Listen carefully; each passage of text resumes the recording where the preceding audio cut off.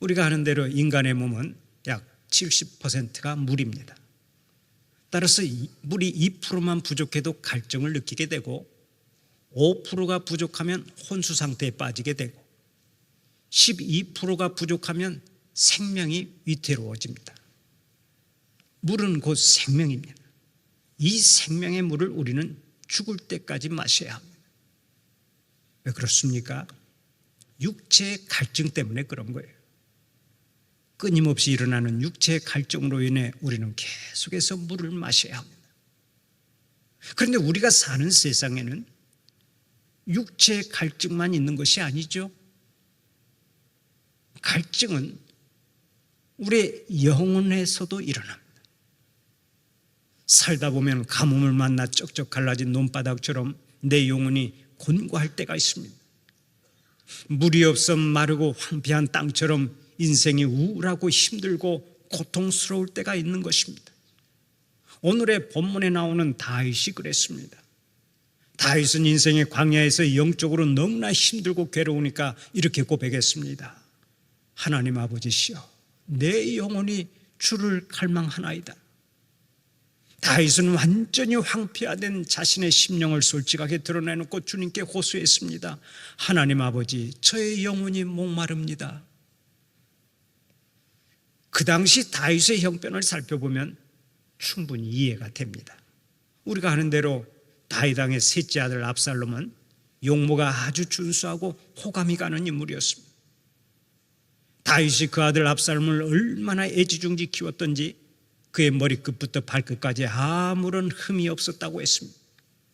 그런데 그렇게 사랑했던 아들, 그렇게 아꼈던 아들, 그 압살롬이 아버지 다윗 왕을 배반하고 반란을 일으킵니다. 자기가 왕이 되겠다고 군사를 일으켜서 왕궁을 향해 쳐들어온 것입니다. 무려 4년 동안이나 치밀하게 준비한 반란이었기 때문에 많은 신하들과 백성들이 압살롬을 따라갔습니다. 그 사실을 안 다윗은 아들과 싸워서 피를 흘리는 것보다 차라리 피하는 것이 좋겠다고 생각했습니다. 결국 피난길에 올랐습니다. 다윗이 자신을 따르는 무리들과 함께 예루살렘 남동쪽에 위치한 기드론 시내를 건널 때 백성들은 통곡하며 따라갔습니다. 감람산을 넘을 때는 다윗도 울고 백성들은 맨발로 울면서 길을 따라갔습니다. 또 바후림에 이르렀을 때는 사울 왕가의 한 사람인 시므이가 나타나 다윗에게 돌을 던지면서 저주를 했습니다. 피를 흘린 자여, 사악한 자여, 가거라 가거라 가거라. 그때 다윗의 심정이 어떠했겠습니까? 그 다윗은 겨우 도망쳐 나왔는데 그가 가는 길이 황량한 사막이었습니다. 물이 없어 말라버린 그 황폐한 땅에서 살아야 했습니다. 일국의 왕으로서 얼마나 기가 막혔겠습니까? 그러나 다윗은 그 황폐한 땅에서 낭망하지 않았습니다. 거기서 주님을 바라보았습니다. 영혼의 갈급함을 솔직하게 고백했습니다. 아픔을 승리로 바꾸었습니다. 왕권을 회복했습니다. 고난을 축복으로 바꾸었습니다. 그러면 다윗이 그 황폐한 땅에서 어떻게 승리할 수 있었습니까? 영적으로 심히 곤고한 가운데서 어떻게 승리할 수 있었습니까? 첫째로 다윗은 주님을 갈망했습니다. 주님을 갈망하는 신앙으로 그는 승리의 노래를 불렀던 것입니다. 오늘의 본문 1절 말씀을 보면 다윗이 이렇게 고백하지요. 하나님이여, 주는 나의 하나님이시라. 내가 간절히 주를 찾되 물이 없어 마르고 황폐한 땅에서 내 영혼이 주를 갈망하며 내 육체가 주를 앙모하나이다. 다윗은 목마른 사람이 물을 찾는 것처럼 주님을 갈망한다고 고백합니다. 왜 그랬습니까? 주님만이 영혼의 목마름을 해갈시켜 주실 수 있기 때문입니다. 그 당시 다윗은 친아들인 압살롬에게 쫓겨나 황량하고 뜨겁고 메마른 광야로 도망을 쳤습니다. 그로 인해 몸도 마음도 지쳐서 큰 고통을 당했습니다. 그러나 그는 새벽같이 일어나서 하나님께 간절히 기도했습니다. 하나님 아버지시여, 저에게 은혜의 단비를 내려 주시옵소서. 저의 갈급한 영혼을 하늘의 생수로 적셔 주시옵소서.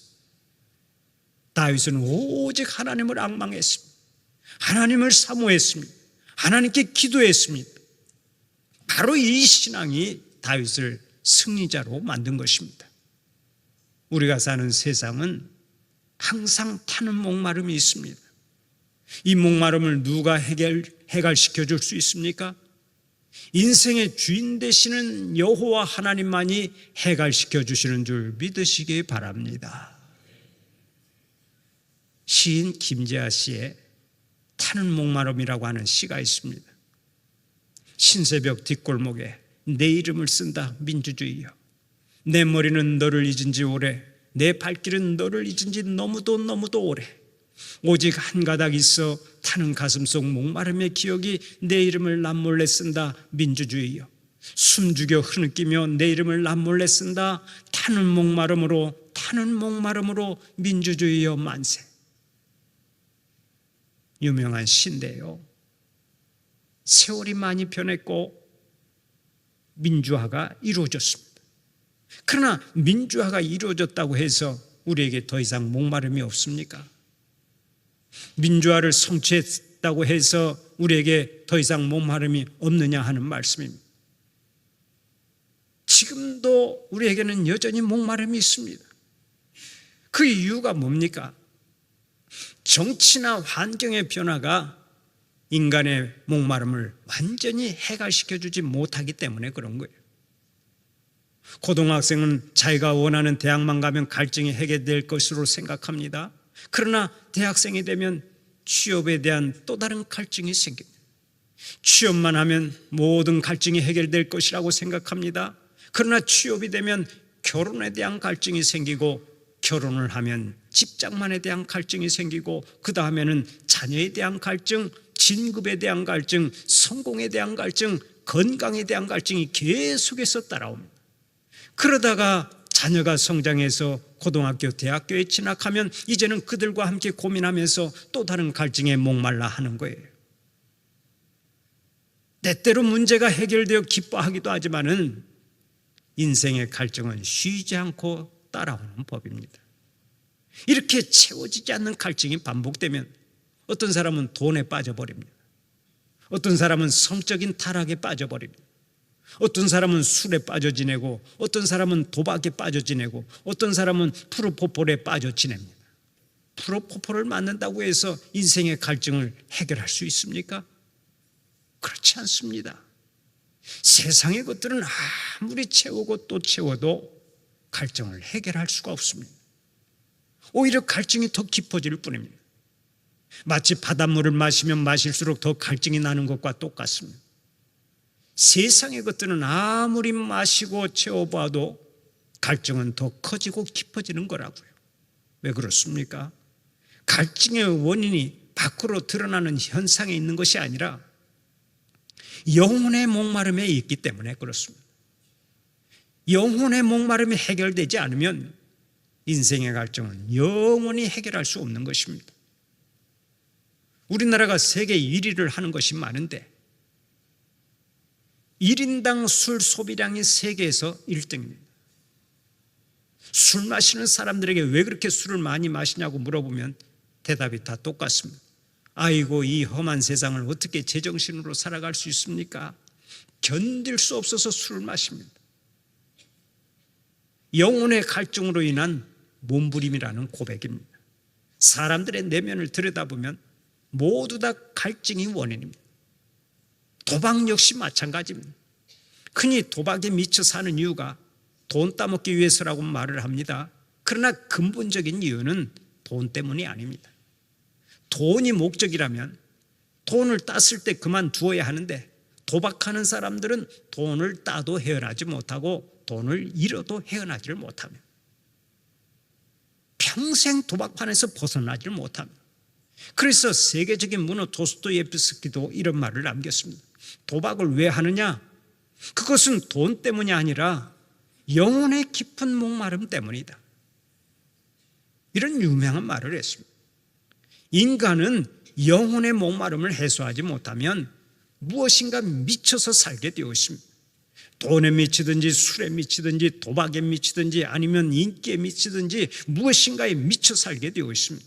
그런데 그 결과는 어떻습니까? 피곤함과 불안과 갈증뿐입니다. 그러면 인간 스스로 해결할 수 없는 갈증과 목마름을 어디서 해결해야 합니까? 석가모니가 해결해 줍니까? 아니면 공자가 해결해 줍니까?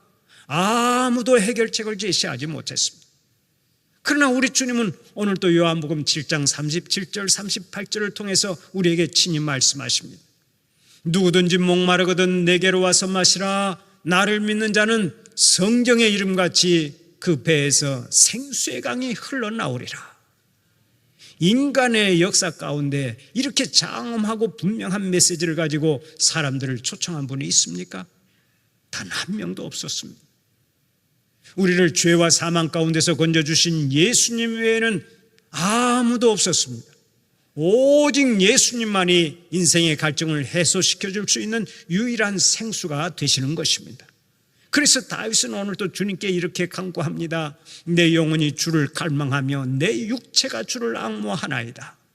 오늘 이 간구가 여러분의 기도가 되시기를 바랍니다.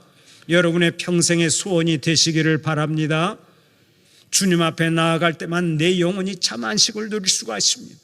주님 앞에 나아갈 때만 내 영혼이 참 만족을 누릴 수가 있습니다. 주님 앞에 나아갈 때만 비로소 충만함이 있고 승리가 있고 성공이 있습니다. 인생의 모든 문제 해답이 우리 주님께 있는 것입니다. 그러므로 우리는 먼저 주님 앞에 나아가야 합니다.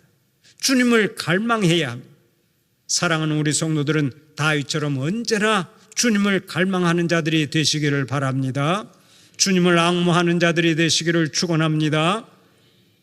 그런 의미에서 우리는 주님께 주목하고 사는 일에, 주님께 주목하고 사는 일에 적극 투자를 해야 합니다.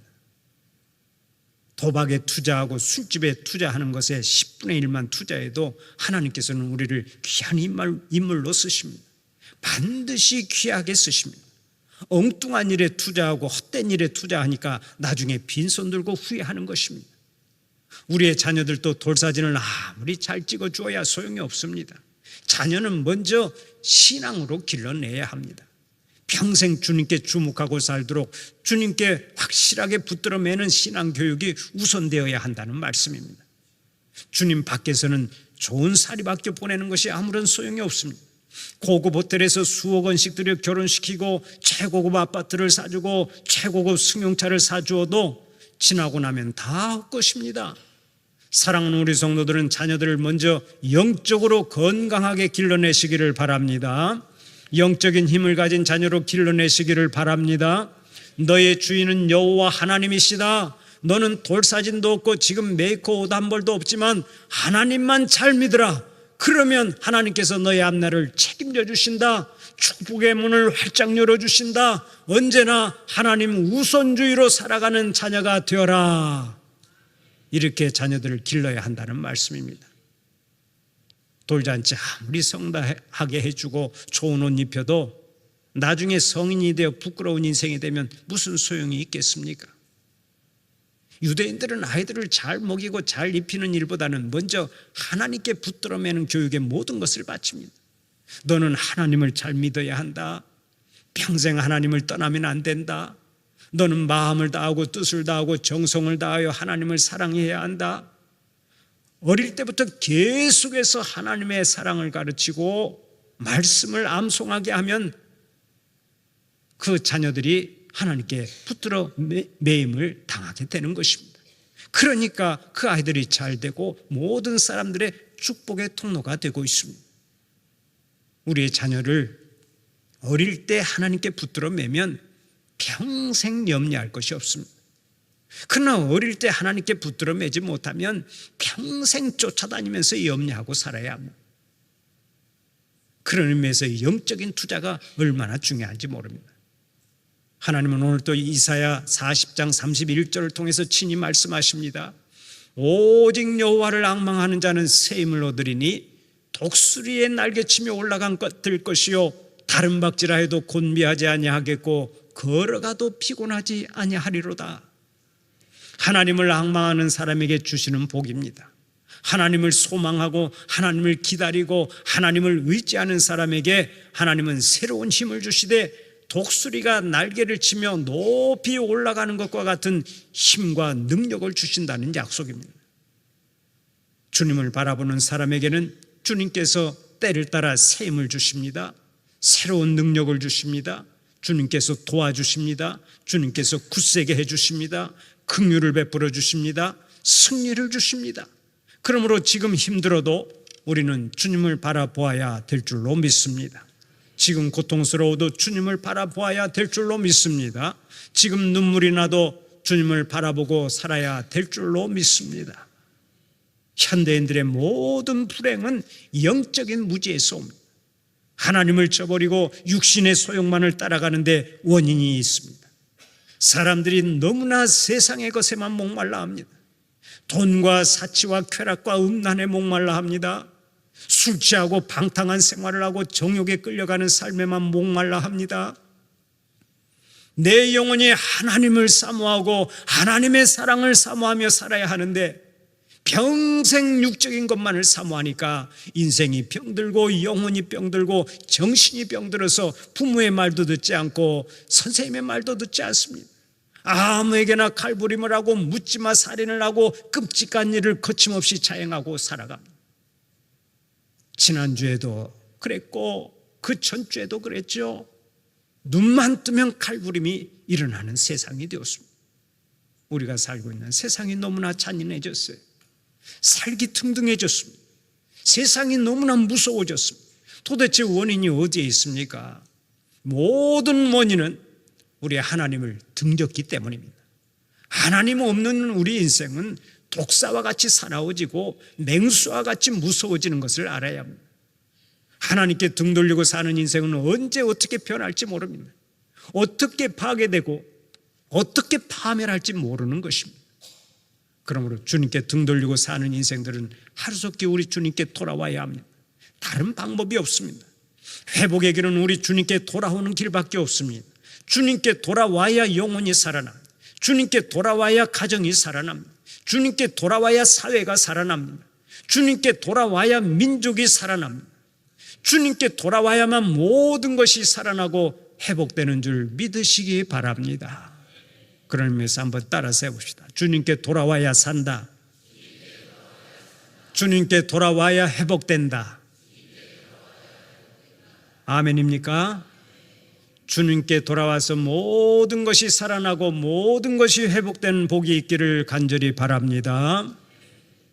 두 번째로 다윗은 주님을 찬양했습니다. 그렇게 영적으로 곤고한 가운데서도 주님을 찬양해서 고난을 축복으로 바꾼 사람이 바로 다윗입니다. 오늘의 본문 3절 4절 말씀을 이 시간에 다시 한번 함께 읽어볼까요? 3절 4절 말씀 함께 봉독합니다. 주의 인자하심이 생명보다 나음으로 내 입술이 주를 찬양할 것이라. 이러므로 나의 평생의 주를 송축하며 주의 이름으로 말미암아 나의 손을 들리이다. 아멘. 다윗은 영적으로 공고할 때도 우리 주님을 찬양하겠다고 선언하지요. 평생 주님을 송축하며 주의 이름으로 말미암아 두 손을 들겠다고 고백합니다. 손을 드는 행위는 유대인의 전통적인 기도 자세였습니다. 유대인들은 양 손바닥을 하늘로 향하도록 펼쳐들고 기도를 했는데 이 기도는 하나님을 향한 신뢰와 기도의 열정을 나타내는 것입니다. 다윗은 그렇게 손을 들고 기도하면서 두 손 들고 주님을 찬양하겠다고 말합니다. 이처럼 주님께서는 찬송하는 자에게 승리를 주십니다. 실패를 승리로 바꾸어 주시는 거예요. 우리가 잘 아는 바울과 실라는 복음을 전하다가 점치는 귀신 들린 여종을 고쳐준 적이 있죠. 그때 그 여종을 통해서 돈벌이를 하던 주인이 고소하는 바람에 그만 빌립보 감옥에 갇히는 신세가 되었습니다. 바울과 실라는 이미 두들겨 맞은 상태라 큰 고통을 당해야 했습니다. 그럼에도 불구하고 그들은 그 어둡고 캄캄한 감옥에서 하나님을 찬송했습니다. 그것도 모든 죄수들이 다 알아듣도록 큰 소리로 찬송했습니다.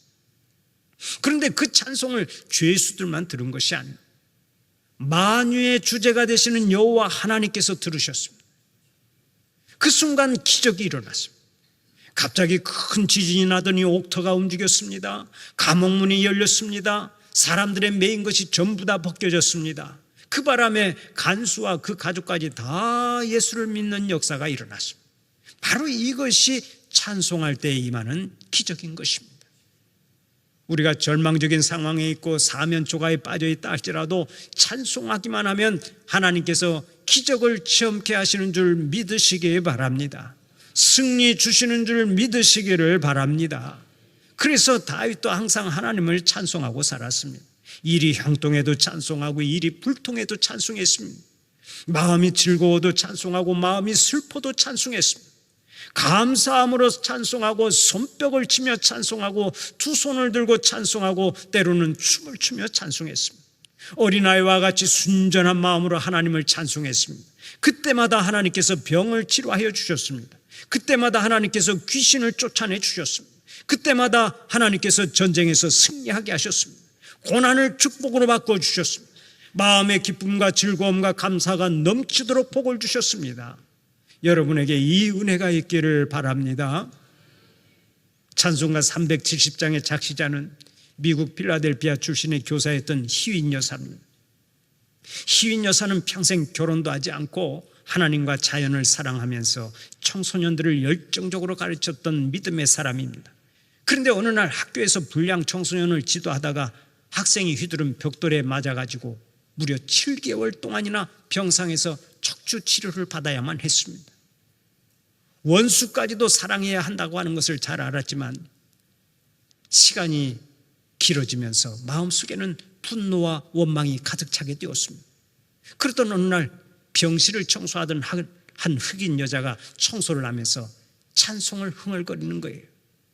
그때 희인 여사가 역정을 내며 한마디 했습니다. 이봐요 아줌마, 청소부 주제에 뭐가 그리 좋아서 찬양을 하고 다니십니까?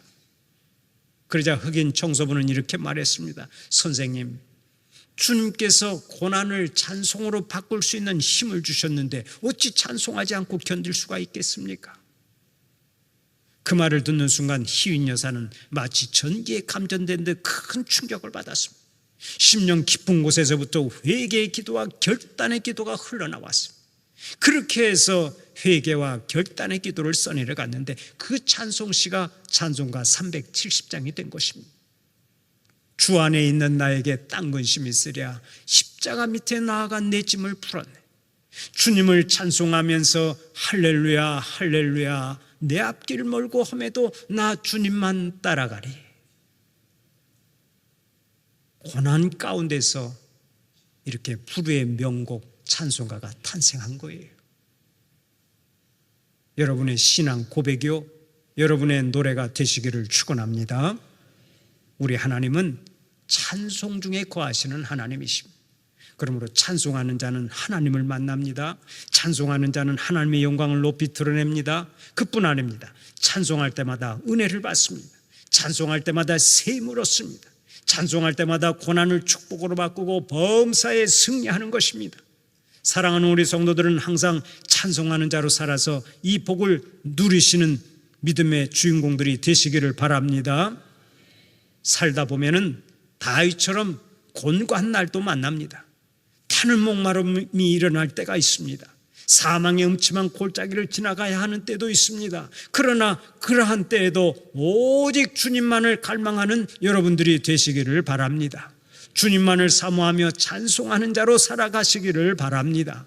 그래서 고난을 축복으로 바꾸고 실패를 승리로 바꾸고 모든 일에 감사가 넘쳐나시기를 간절히 축원합니다.